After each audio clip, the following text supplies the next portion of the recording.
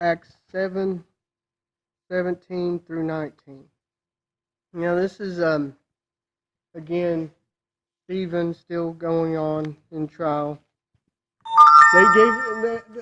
By law they had to give him a defense, time to defend himself.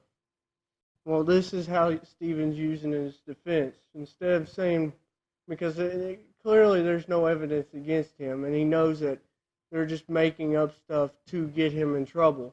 So instead of defending something that he was led to do by the Lord, something that wasn't wrong, he brings up the gospel. That way the Spirit and the Word may move over to him to change them to where he ain't found guilty anymore. And instead of causing trouble with other people sometimes, the best thing we can do, rather than try to figure out the things, is just share the Word with them. And that's what Stephen does. So far, the Word he's shared with them isn't nothing contrary to what they personally believe themselves. It's the part about who Jesus was that they'll reject. And that's an example for us. When we witness to people, when we share people the Word, we find that common ground, and then we share them. Paul did that. We find that common ground, and then we share them the truth. That way, because if we share them right off before finding the common ground, it's most likely they'll reject us. At the time drew near when God would fulfill his promise to Abraham to free the descendants from slavery.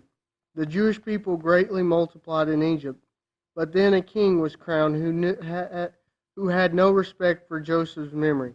We see in Exodus how this Pharaoh came about who didn't even know the memory of Joseph. So that would have been a gradual effect, because considering that Joseph was the man that saved them from famine, his story would have been taught from generation to generation. Eventually, somewhere along the line, they decided to stop teaching it, maybe because it didn't bring glory to Egypt, maybe because he's an outsider, but for some reason they stopped teaching it.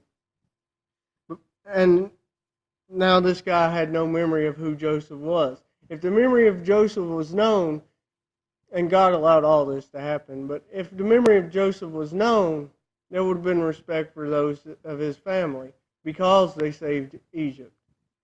So we see how it's a gradual thing. We see that works way today. We see how there was even a point in time in Israel's history where they forgot what the law was because they stopped living by it.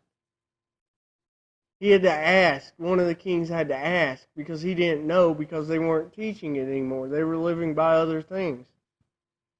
And over time, it will become like that.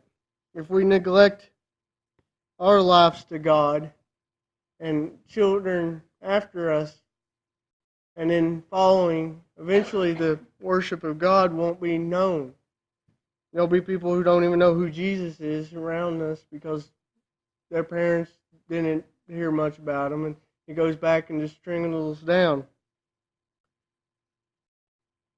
So we see how the time had come. We see how they're doing the numbers of Israelites being great more than Egypt. And the Pharaoh's getting concerned because these are his slaves and they're about to outnumber him. The fear about this was the workers. Oftentimes the workers are more than those that are over them anyway. But he was fearing a revolt, which the Lord would lead them to go out anyway. And the Lord would cause the problems to come on Egypt because of them not letting them go. The numbers really never affected Egypt because it just took one, God, to bring down Egypt. The numbers of Israel never really impacted anything other than they had more workers. We also see something similar to this, what happens here in Matthew when Jesus comes and King Herod tries to remove the babies.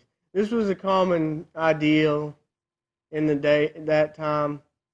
Any threat, when a number came a threat, just kill their babies. And there's a reason why they just went after the boys. This king plotted against our race, forcing parents to abandon their children in the fields. Now, we don't get this particular information right there from Exodus. We just know that the babies had to die. So they would abandon them and wild animals would come after them. This was something that Romans would practice if they had an unwanted child. The reason why they only went after the males is because they were planning on to marrying the females. So there's an intermarriage, so the Israelites would become an ally, but the only problem with that is when they're an ally, they're really no longer their slave force. So they lose their forced labor at that point. So their whole plan wasn't very good and thought out.